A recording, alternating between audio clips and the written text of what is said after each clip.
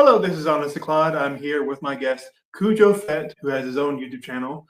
We became slightly aware of each other because we both have had the same guest, Master Jedi Daniel 96, who's a cool dude. Are you familiar with my channel, Cujo? Have you watched any of my videos? I did. Of course, I'm not going to walk in here without doing some research, my man. Okay. But no, yeah, I did. And it seemed like you were interviewing just folks that you wanted to get to know. That's pretty much it. So some of them I knew a little closer, like when I had Leighton Calm, like I've known him for like a few years. We just wanted an opportunity to connect again and for him to plug his comic book, that he's actually trying to get funding for. Now, if you have watched enough of my videos, you would know that everyone that appears on my channel gets a rap name. So you already go by Cujo. Cujo already is a name of rapper, but it's spelled differently. His is spelled Khujo. That's a member of Goody Mob, if you're familiar with them. I am. Okay. Did you know that rapper's name, or you just heard like a few songs with them? No, well, oddly enough, and this isn't current music, but I did work in nightclubs for about 5 years. So there's a certain era of rap music and just general club music that I'm aware of for sure. That's awesome. Are you familiar with my? Damn, his leg broke off. My swole Jar Jar. I am now. That's a good looking fig, man. I was so entertained when I saw this at a thrift shop. I'm like, I need to get this. Nice. And it was like $4. I'm like, done. That's good enough for a gag on my channel. I agree. The more niche the character, I think real ones appreciate that. Yeah, like I own a root. Well, not built like this, but I own a root tarpals, and that's like a shit I care a lot about that no one else cares about. Honest to Klaud. Enough said. Yeah. I had to look that character up, by the way, so nicely done.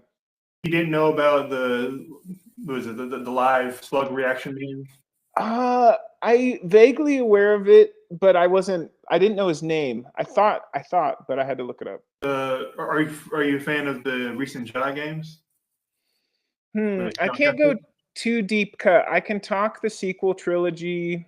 I can talk comics, etc. But no, I'm sure you'll hit me up with my favorites, etc. I brought those games up because the most recent one, one of Claude's alien race shows up in that. Okay, I can see that. Like a person does. Nice. No, it's yeah. No, I dig it. I dig it. It's a pleasure being on Honest to Klaud. And before we get too far away from it, of course, Jedi Master Daniel, and he's a good cat, but that's the whole reason why we turn up is to bump into people that we wouldn't have otherwise. Since you're on the East Coast, my good man. Exactly. So while we have the audience get to know you a little more, how did you get into Star Wars, and what's your relationship with the franchise or the wider universe now?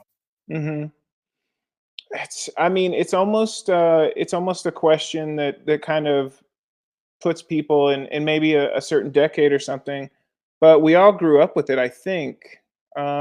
It's hard to pin down what Star Wars means to people now, but it seems to be like the biggest canvas that we have in pop culture. I grew up in George Lucas's backyard, kind of. I lived in Northern California. I want to say Skywalker Ranch is in Marin. I was like 30 minutes from my house. So very aware of the Star Wars trilogy. It was in the papers. They were doing parades. Yeah, like many, I was obsessed. And it sticks with you because it's a common language. So am I in touch with the trilogy? Yeah, because I like to be current. I've watched about half of the Disney Plus series, including the Book of Boba Fett, of course. I would pinpoint that you didn't watch that. I'm just like, you have Boba Fett right in front of you. Dude, it's a great companion to have on screen. Get you a gentle giant. I don't know if they have a an honest to Cloud gentle giant figure, but that'd be a nice one.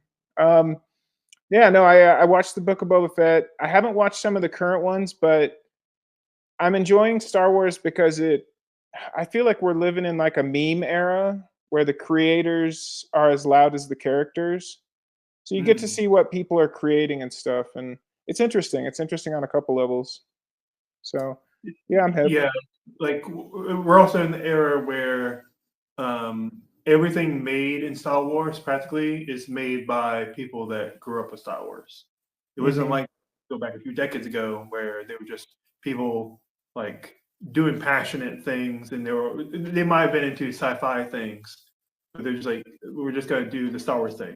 Hmm. Now That's a good it's point. like everything has to be in reference to what they grew up with, Hmm. and that can be a double-edged sword. True, Sometimes they true. be too reverent to it, and like they can't go anything other than callbacks. And sometimes actually having a true discussion with the the universe in like the metacontextual level.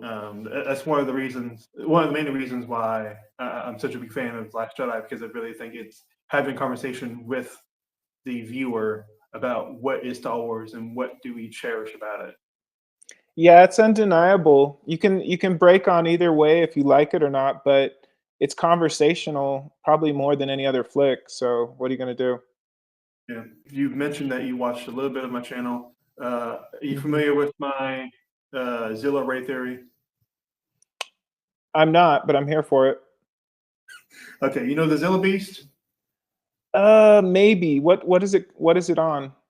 It first shows up in Clone Wars in an episode named Zilla Beast, Okay. and then it appears again in Bad Batch. No, Um, but tell me about it. Basically, it's like a big like kaiju Okay. in Star Yeah, I Wars, and can see it. I think I can see it. Yeah. it's like really lanky. I nickname it the Murder Gecko, but it gets taken into Mount Tantus, which is the same group and place that is involved in reanimating the Emperor after his death in Legends and in canon. Uh, Hmm. we already know that whether we like her or not, Rey is blood akin to Palpatine Hmm. and is a reanimated Palpatine that she's akin to. Uh, and the Zilla Beast can regenerate a little bit, absorbs electricity. And I'm like, why would Mount Tantus bring in this giant lizard? Is there a chance that they spliced the reanimated Emperor's DNA with the Zilla Beast? That he could be It's pretty even far down the crazier rabbit with hole. them? Yeah. So if that's the case, then that Rey would be part Zilla Beast. And I've backed up my batshit conspiracy with things that happen in the movies, Hmm. where in Last Jedi, Rey gets a bad burn on her arm, and then she just heals the next movie because the prop team puts the band on the wrong part of her arm. Hmm. So I'm like, that's how like a lizard would regenerate. She's able to calm the Vexa snake in Rise of Skywalker. I said, does lizard recognize lizard? Well, there's definitely room in Star Wars for cross-pollinating genes, so you're not too out of pocket. Do you find eras in Star Wars to be more interesting, or locations or characters? Like, what do you follow? It's hard for me to say which one do I put above the other ones, but I guess on average, I focus more on what characters are doing, Hmm. and that just happens to go through eras and them going to different planets. Hmm. Um, but the last point of my conspiracy is when Rey sees the evil version of herself has razor sharp teeth. Hmm. Yeah, it could be artistic license, but I mean, there's something there. Yeah. It you have to see the conspiracies in Star Wars because they exist. I mean, symbolism exists, Mhm. archetypes exist. It's all there. And different reads of the Hmm. same information exist amongst fans. Well, just to dovetail back into The Last Jedi, you can watch it probably every couple years, and it's going to be a different film for you.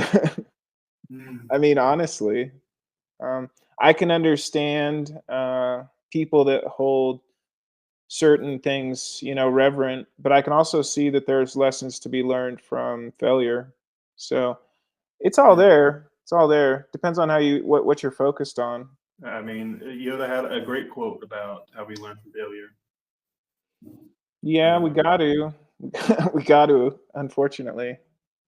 um, Another experience I bring up a lot is that I believe that not only was, pretty much everyone realizes this, that Luke was a horny simp for his sister. Mm, But I believe at some point, Leia wanted to be with Luke. And the thing I'll point to is that if a deleted scene doesn't contradict anything in the lore or the movie itself, then I say it happened. So when I see a deleted scene, which a very short, brief clip of it shows up in the trailer for the movie itself, Empire Strikes Back, and they get okay. real close, about to kiss right before um, Han talks about being strong enough to pull the ears of a Gundark. Um, they almost kiss, but the two droids, R2D2 and C3PO, cock block them, and Leia looks disappointed. And I'm like, you wouldn't be disappointed by not kissing him Hmm. uh, unless if you had an attraction there. And Well, sorry, what? no, you're good. You're good. Go ahead and finish that thought. I mean, because of the retcon saying that somehow she knew that that was a brother, she doesn't seem like she's too hung up on it. Hmm.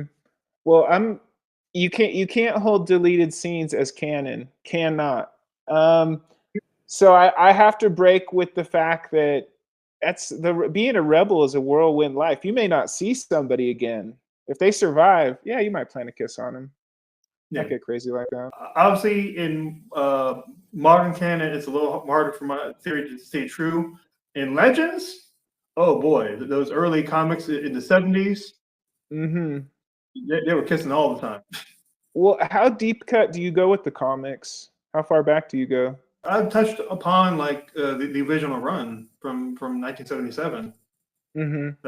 We introduced one of my favorite uh, characters that people shit on, Jackson. Yeah, yeah.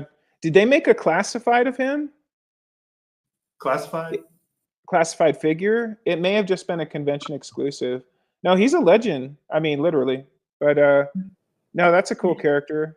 Like I don't really follow who drops what of a figure. Like I just happen to see a toy. I'm like, oh, well, that's cool. That's not my lane. But if it's yours, like It's all I good. It's all good. I know who Jackson is though. The Marvel yeah, run definitely has some iconic things going on. Um, yeah. Dark Horse, that was a great era of reading, wasn't it? Only a little bit that I've like really delved into. Like there's a few comics from that era that I have read. I mean, Hmm. obviously, what I know best is the current canon Marvel. Mhm. But of course, when you mention Marvel, you mean like old school. Um, I've read a couple current Marvel books, but I wasn't in love with the art, so they didn't hang on to me too much. But I did I did enjoy. I did enjoy. I think it was like Chronicles of Jabba the Hutt's Palace. yeah. But go ahead. You're in good company complaining about the art because multiple times I've talked about how jarring looking at Salvador Larroca's art is because like it's very obvious from where he traces and like I'm not gonna shit on someone simply for Hmm. tracing. I'm just saying he's tracing from things that we as Star Wars fans already know. Hmm. Like he's tracing from the movies, like, and you can't unsee that movie scene from something that's Yeah, not it's like the stormtroopers are staggered or something. You're like, I've seen that. a series where the art's great. Like I love Phil Noto's work on the Mhm. Poe Dameron series. I think he's Nice. great paint the work. There's a couple characters I'd love to see, and maybe we'll get into it. See fleshed out. I do have like beef with how comics are made these days, but that's not this conversation. So yeah, there's some good artists for sure. There's some people that love the books. Mm. Um, yeah. What else you got, my man? Let's see. Now, another conspiracy that I like to mention. I don't believe it. Are you familiar with the Mutt Snoke conspiracy? I'm not, but go ahead. I know Snoke. Go ahead. Okay, do you know Mutt Williams from Indiana Jones Yes. character? Yes. Mm-hmm. This this conspiracy says they're the same person. What's the how? Okay, so in Kingdom of the Crystal Skull, we see that our heroes leave after seeing crazy alien shit from Peru, and they just go to Oh a yeah. wedding. And which of those characters seems like they would go back to check on things left behind in the wake of the flying saucer? Mm-hmm. Mutt I does. I follow. mean, like Mutt has a taste of what his father's life is like. He probably wants more. He's still green around the gills. Hmm. So maybe he gets a chunk of alien painting from one of the pyramids. He ties it to the back of his new bike, either in America or Peru or serving in Vietnam. He gets abducted by the same aliens, and they start doing experiments on him. So they look more like him, all gray and lanky. They put a cybernetic implant into his brain to tap into not having the father he wanted. I'm not feeling it. I'm not feeling. There's too I many don't moving believe parts. it. It's just too funny. Well, I think honestly, my favorite Star Wars conspiracy, and it would have been so rad if it was true, but Jar Jar was gonna be a Sith Lord. Did you Mhm. hear that? Of course, I've definitely come across that conspiracy. I mean, I talked about it in my Iceberg video about Star Wars conspiracies. That was one of the Mm, first one so popular, and I know Ahmed Best like loves like talking with the fans about his character. Like mhm. he's come a long way from his dark places. I'm happy for him. And of course, he's still like, oh yeah, sure, sounds cool to me. Sounds fun. And Well, I think that's he entertaining way to go about it. Like obviously, he's not the spokesperson for like Lucasfilm canon. for He's just sure. a nerd and an actor. Well, for any, there's no such thing as a casual Star Wars fan.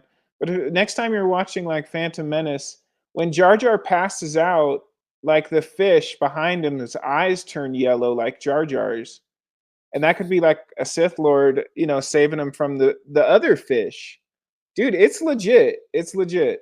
Anyway, Uh, what could have been? Can you imagine Jar Jar walking on screen like not goofy, but like now totally? I go. Yeah, it could have worked. I think I could see it. Um, that would have been rad. I think we can get back to that Jar Jar thing in a second, but you remember I mentioned the cybernetic implant into the brain, and so when he becomes a template for more pickled Snokes, he is living vicariously through Kylo Ren. When he tempts him, he's like, "Oh, your dad just looks like my dad, and I hate him. I want him to be gone." It's a lot. It's a lot. I don't know where you read that, but don't read that again. I came up with it, Oh, and you it's did. them. That's your Yeah, yeah. conspiracy. I don't believe Wow. it. I just I wanted to play the sandbox of like Mhm.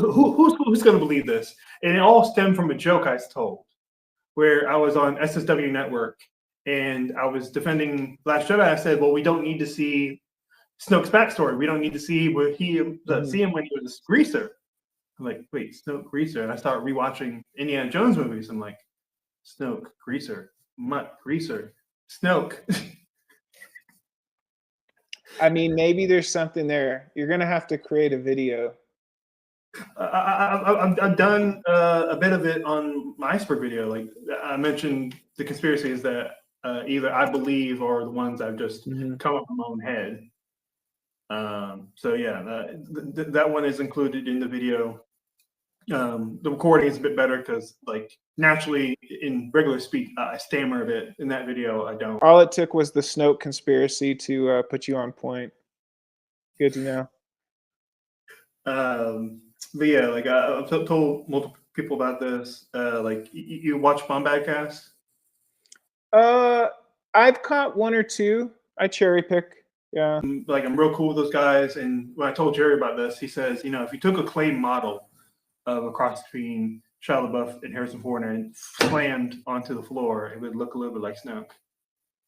You're just not gonna let this one go, are you? Um, let's see. I'm just playing around. I'm gonna have to ponder that one. I'm gonna have to ponder that one. Like once again, I don't believe it. I think it's bullshit. It's too funny not to bring up. Honestly, I do find value in playing devil's advocate. So yeah, hey, I'm here for it. And maybe the mods from Book of Boba Fett. They're Definitely. basically creatures. What if they became the Knights of Snoke? Oh wow. Okay, you got me. I'm back in. I'm back in. Yeah, I wasn't offended by any of the tone in Book of Boba Fett. Like, I enjoy whatever story is being told because good art will always reveal. It'll reveal. So, no, I love the Book of Boba Fett. It wasn't perfect, but what is? Yeah. So we can go back to Jar Jar. I think the Sith conspiracy is entertaining, but like I don't like personally put much stake into it. Hmm. And part of the reason why is because I've been working on a Jar Jar fan novel where it goes straight to Really? life. And yeah, there's nothing about him being a Sith. I'm sorry if that disappoints anybody, but I still think I'm making it a surprisingly emotional story where you realize, oh yeah, Jar Jar is like really depressed when you really think about it. Hmm. Uh, Well, so hey, definitely link that when you drop it. Or is it a digital novel? How are you doing it? yeah, it's going to be digital. It's going to be fan. Obviously, it's going to be free because I don't own the rights to any of these characters. It Hmm. just a passion project, just like my 132-page fan rewrite of episode 9. Well, hey, Yeah, I that's was working on that for a while, as you might imagine. look, I totally understand finding a character, a niche character that you can tell a story with. Mhm. Um, I'm working on a sketch right now. Like I was thinking about because people do talk a lot of Star Wars, and I was thinking about, well, what do I still enjoy about it? What do I still want to hear about? Um, I definitely think like I'm here for the Job of the Hutt Palace conversations, those stories, whatever's going on in there. Just because I think it was definitely Star Wars for me is locations. Like, would I tell a story on Hoth? Yeah, that'd be pretty cool, you know, or something in Jabba's palace. So, um, I've talked about this character. You know, Bane Malar, right? Yes. Well, Um, very loosely. I'm not an expert. I just know his look and his name mostly, and that yeah. he's a Joe Palace. To me, he's a really undersold character in the sense that I would I'll draw a couple pages of a comic, and if I team up with artists and there's visibility, then yeah, I'm all for a Jar Jar novel or a Bane Malar comic, anything like that. There's a chance I might be able to give you some help because like I draw comic books myself. So Yeah, I know. I actually, is that your artwork next to you? no, that's my dad's work. I like how you have that displayed. Um, Yeah, like I try to clean up just a little bit because there was a little clutter over there. But yeah, so apple didn't fall from the tree because I do a lot of drawing myself. I'm redrawing one of my comics right now. Maybe I'll send you some pictures after this Please. video. Least favorite comic is the Mara Jade comic from the '90s, the solo one. Huh. It just like when I read it, it's not. It just feels a little bit boring. I want to know more about Mara Jade myself. Mhm. I'm just curious. I haven't read the Poe Dameron comic. Does he team up with Zori Bliss in that comic? Do you get any more of that? Well, Zori, if you want more stuff on Zori Bliss and his connection, you have to go to. There's a book about that Mm. specifically. Um, Zori's a visual character. I want to see her in more on-page media, like comic media. Burgundy leotard and that big old alien helmet is great. It was a good look. And have you seen the concept art where she's got like those two Dobermans with her?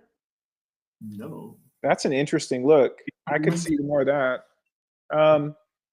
Trying to think. I don't know if I have least favorites. I mean, there's a lot of comics that I'm just like, I'll open it up and I'll be like, no, you didn't get me. Just because the art, like you said, it's either feels like it's been scanned or something like that, and you're just like, but no, I think the most resonant comic has to be Shadows of the Empire because that was a Star Wars drought, and then that thing hit. That was nice. Yeah, my least favorite novel so far has been The Dark Saber. I just think it's written very weirdly. Is that Legends? Yeah, it's a Okay. Legends book. Like I brought up to multiple people that this book describes on two different occasions so far, and I'm not even halfway through, as shadows being oily, and I don't know what the fuck that means. Say that sentence one more time. In this book, it describes shadows as being oily, and I don't know Weird, what the fuck man. that means. Yeah, that's weird. Build up in the beginning where it has Han and Luke going around with the Tuscans, and they go to Jabba's palace, and like all that setup is interesting. But then you find out that they didn't need to do any of that. Like they could just like drop their plane right in front of it. And I'm like, oh, what is that for? Like you should make a reason that they have to do it this way. Like, well, Boba Fett putting his ship into the Sarlacc wants you to hold his beer. So yeah, yeah, and like I can handle Luke being down on his luck, but this one takes it a little too far, where he's crying over his like computer wife that like went to the body of his student. He's just moping around for a whole chapter. I'm like, I can't. Huh. I've never been too sacred about Luke. I do know people like see him as kind of like an avatar for something, but I don't know. I didn't love him as a character originally. I've always been with the anti-heroes, so more of a solo man myself. Or of course Boba Fett because he's a mystery. Well, like it's very interesting. Like there's a lot of people that just had like this horrible knee-jerk reaction to Luke in Last Jedi, but that's like my favorite version of him is in that movie. I think he has the strongest story arc in that one movie than in any other movie previous with him in it. Let's timestamp it for our obligatory Last Jedi conversation. No, it has to happen. I think if you're looking at Star Wars' art, and I would guess that the director for The Last Jedi, I forget his name for a second. What is it? Brian Johnson. Yeah, yeah. I think he's an artist himself. I think that's what he would claim. So I think he wrote Luke as a person who it's supposed to speak to you because maybe you did miss some opportunities. I think we can all relate to that. Yeah. Beyond that, there were some characters that felt out of pocket, like did not make sense. There was a couple things that were like, wait a second, you're breaking the storytelling. Like the mom joke didn't hit for me. I don't know. Did that hit for you? So that was fun. All right. Well, there we go. There we go. I'm not hurting my sides laughing at it. I'm just like, no, that's fair. That's fair. But I thought I mean, I the saw the comedy movie is something twice. that's like really hard to like gauge your audience on because like sometimes it'll hit for a lot of people and some it just won't. So Well, Rian Johnson wasn't sacred about the story, and I think that's what makes it good. You know, because you can't anticipate what he's going to do. So, in that yeah. respect, it was a great movie. I agree with that. So underrated for each category film, I would go Caravan of Courage. As I always say, is the most underrated Star Wars movie there is. I think as a kids movie, it's actually pretty good. Is that the Ewok movie, or what are you talking The about? first one. The Okay, first one. okay. The second one, I feel like suffers a lot by not having the best character in it. Like he like dies very quickly. There's like a 12-year-old boy, and his little sister. The little sister is like the only human character that we follow in the second one, other than Wilford Brimley fighting like a monkey man. Yeah, that's probably not going to cut it. It's too far back for me. I haven't seen those, so I'll probably have to agree with you. And allegedly, parts of Caravan of Courage are directed by George Lucas, according to the main actor, but that's not been authenticated by anyone that I've seen other than him. So you can take that as you will. Yeah. The show for underrated.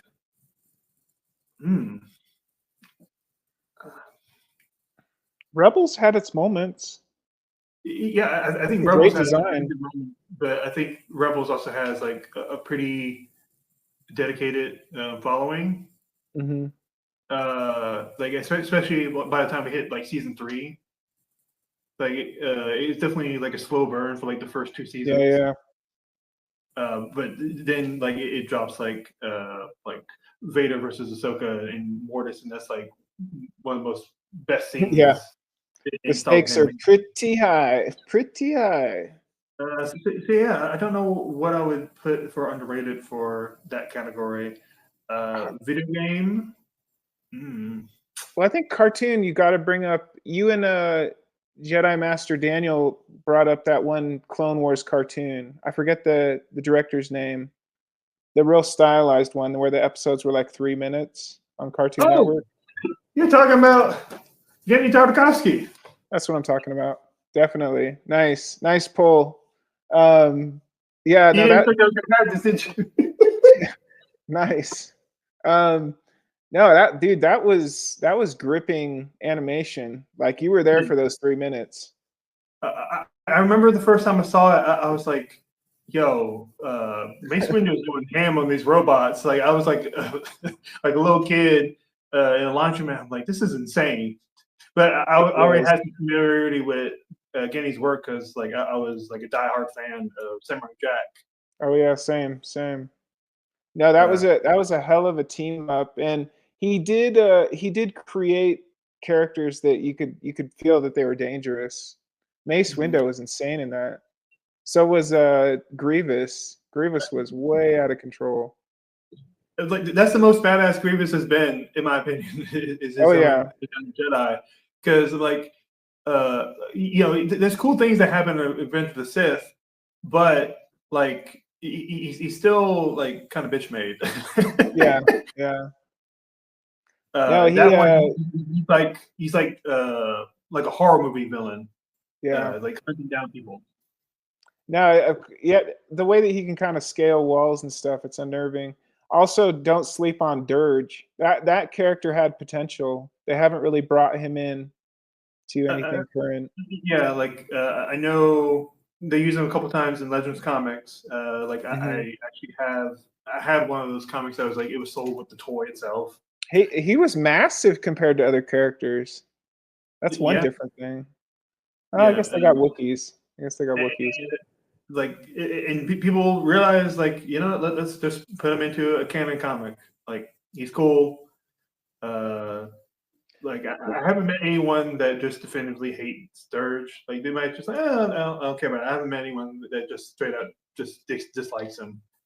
I think because there isn't much to go wrong with him because he's just like a brute. Yeah. Didn't he face off against Kenobi in that cartoon? Yes, he did. They went at each other with lances. Kenobi's got a list, dude. He's got a list of folks he's taken down. Yeah. Damn. But Dirge is like his giant chicken because like he keeps coming back. True. Well, let me ask you this: are you more interested in reading about like the smaller moments in established canon, or do you want the story to continue to branch out to different eras? Um, I would say I'm more interested in just filling out more of what we know. Like maybe we Hmm. can go to a direction, like a little corner we haven't seen, but it's with Same, characters that we're same. familiar with. Yeah. Like here's some real nerd shit for you. So not only have I done that 132 page script for The jar Marvel version episode 9, I'm doing a novelization of my fan script. That's meta. And Create a I documentary about that. I give character depth for a character that like is very visible on screen in the original trilogy. Who? Are you familiar with was it Now we're getting into it. Deke Starkiller? Star Killer? No, Deke Starkiller. No. What medium is it? Deke Starkiller shows up in New Hope very briefly. Well, I mean, in the deleted scene. Keep in mind, Okay. the deleted scenes, if they don't contradict anything canon, that's where we get. I know Biggs Darklighter. Biggs Darklighter? Okay, Biggs is one of his friends. Yeah. He's in the foreground, like while Luke goes to Tashi Station to meet with his friends, and he gets called Wormy. I'm pretty sure you've seen it. They're looking up into the sky at the battle, right? Yeah. Oh, that's a good scene. Yeah. Deke Starkiller is just a deep background character that's like behind glass. You can barely see anything of him. Mm-hmm. But like in multiple versions of the rewrites of the original movie, Starkiller was like the original name of Luke. Right, Deke kind of spun off Mm-hmm. as like a kind of like build off of that. So like I decided to give that character depth because there is a Legends kids book from the 80s where it shows Deke Starkiller as a girl. I'm like, what's going on? Also, like different hairstyle, has freckles all of a sudden. Doesn't dress like how you would normally associate that in every other version of Deke. So I'm like, what if in my novelization of this fan script, where we briefly see the character in my original script, the backstory is that that character is a closeted trans person, and when they're around their friends, they can feel like, oh, this is when I can actually express myself. But when I'm back at home, I had to be the boy. That's a deep cut, my man. And the only reason I know about this book is because I happened to find it at a fucking thrift store. I just looked at it, I'm like, who's that character? Who's this? I'm like, took a picture of it, and I tried to find it. I'm like, this supposed to be Deke Starkiller? Wild. It named the character in the book? That's who it said it was? I think they say Deke. Wow. That's dude, that's a new level of like deep cutting. And Yeah. I thought I was the deepest cutter, but that's pretty deep. That's pretty deep. I will say this. Are you familiar with that's incredible, dude. It's incredible stuff. I do like that deleted scene. But no, I think this guy right here, Bane Malar, deleted scene from Jabba's palace. Yep. There's an interesting story I'd like to tell with this guy as he watches the universe burn. Because he nopes out, he doesn't go with them to the Sarlacc pit. He's like, Fett, what are you doing going with those guys? He's a Jedi. Of course, Fett's getting paid too much to leave. But no, I think there's definitely, and there's something about people that dig into these niche characters. There's something in there. So I'm glad you're telling your own stories with comics and stuff. Well, like another thing is like they were just like throwing names interchangeably. Is that they did call the character Deke in that kid's book, but they named that character Deke Marstrap. It's like Cammy Marstrap, the girl that Luke likes, and she calls someone Wormy. So I tied that idea to like the hidden identity of this character. Like, why would you change your name? like that. Hmm. Maybe a conversation for another time. Maybe the book will that I'm writing will make it like a little more like understandable. Like, okay, I see what he's doing here. Honest to Claude. Before we get to the Glup Shadow, is there anything you want to say or ask or mention? No, I don't think so. Starting 2025 off with coming on to chat with you, it felt right. And I definitely feel like this is the era I want to be in with the Star Wars community, just bumping into folks that I wouldn't otherwise. And honestly, I love to find out that you're a comic creator because I think we're all here to support each other, right? That's more than what I kind of hoped for. Hey, I'm here for indies. So, Cujo, Yes, sir. you know what a Glup Shadow is, right? A who? Glup Shadow? Explain it. Glup Shadow is usually a background character. A character doesn't do that much in Star Wars, in whatever media they appear in. Okay. So everything from a background character at the bar in Attack of the Clones to I would say Crix Nadine is all that everything in between that is like pure Glup Shadow. I'm with you. Okay. Are you familiar with the character of Lychee? Mm-mm. Lychee was a grand male vendor who resided on Vargos spaceport on the planet Varcana. He was secretly in contact with the First Order. He reported the Resistance spy Norath Kev because he was hunted, eventually be hunted down by Axe Tigrin. None of those characters I am familiar with. Is this a quiz? Am I supposed to know these people?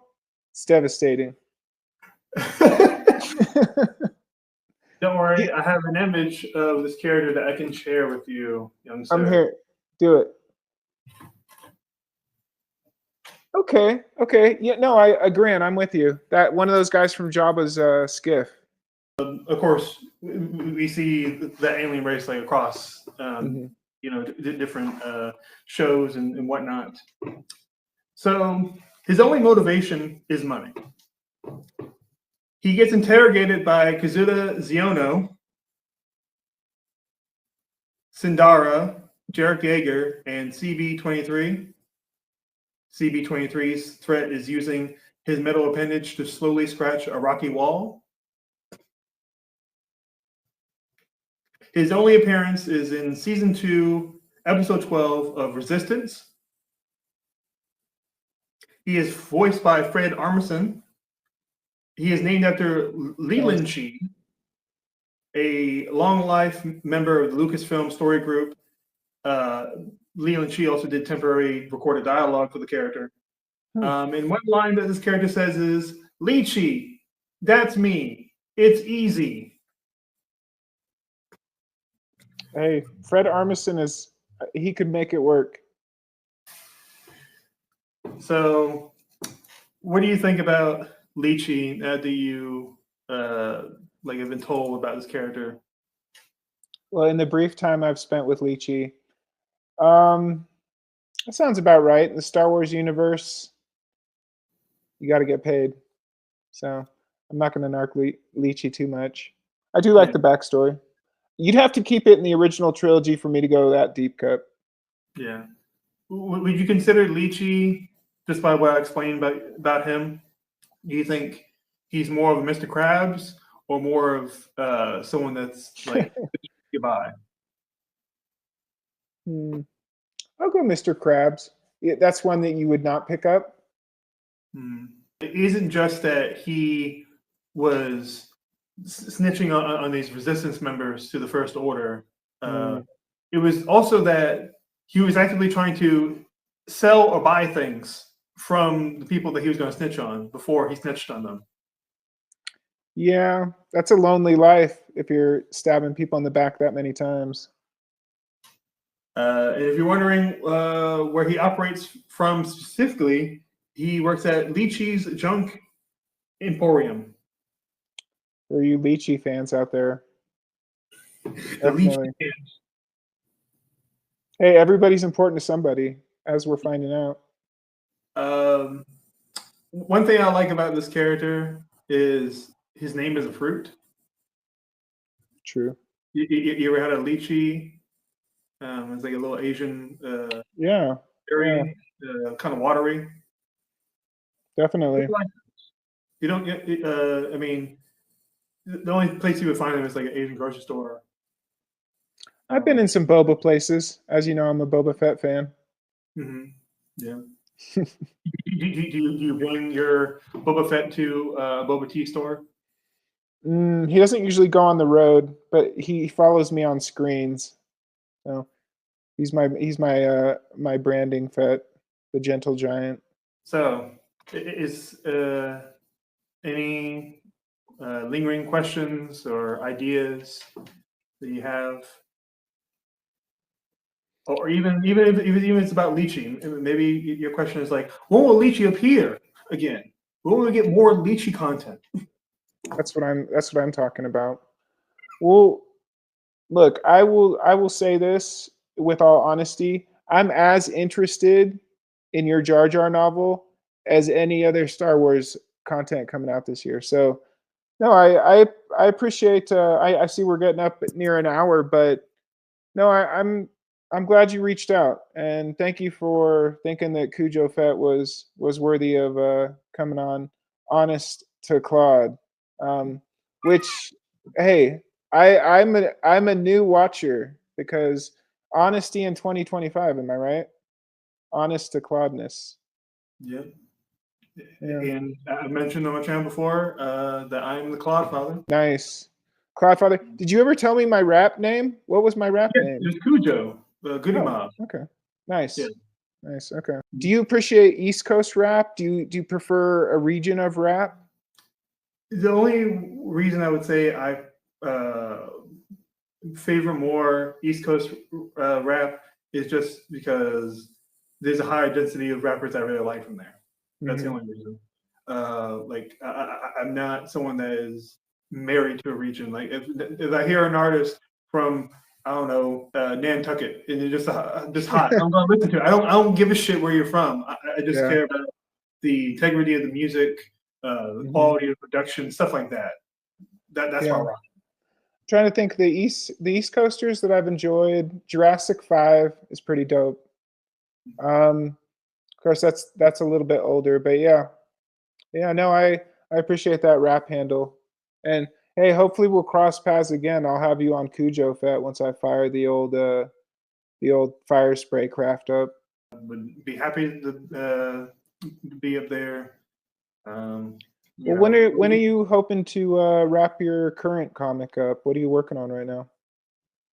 I'm doing a complete redraw, partial rewrite of Hmm. a series called the one issue called a series called Black Magician. He's like a interdimensional sorcerer from New Orleans. Hmm. Uh, I was just looking back at the art and like I could do way better with that. It's an interesting. Maybe that's a great kind of creator question to end on. Do you bring the same energy when you're remastering or recreating something? Are you bringing like a different energy to it? Is the story changing? The plot is exactly the same. Hmm. Sometimes based on like different format I would do, or I don't know how to get around certain things. Uh, like I'm way better at using Procreate than I am InDesign, for Hmm. example. So sometimes writing dialogue would be difficult to fit everything into a bubble, Right. one than the other. Sometimes I have to shorten down dialogue, even though I didn't want to. Right. I feel you. Now I'm more in control. Mm. So everything that I wanted to put in there, or I can make sure I'm looking out for spelling mistakes. I can. I Ooh, can typos will haunt you, won't they? yeah, and Ooh. of course the making the art more dynamic because it was very not plain. It was just like uh, some of it felt like a little too clinical. Hmm. Last time I did it, I'm like, let me have more fun, make it more uh, expressive. Have you and your dad ever teamed up on anything? Yeah, on trying to put something out like we used to do on uh, Amazon, but now I use Gumroad. But as far as the writing and drawing, that's all me. Hmm. I haven't learned to color myself. I usually have to have other folks color my stuff, but hey, it's a new era, so we'll see. We'll see. Well, let's continue to keep in touch so we can help each other out. Yeah. So thank you for being a guest on my show. I hope you have a good day. I'm gonna end it like this. Honest to Claude. It was a great time, brother. I appreciate you.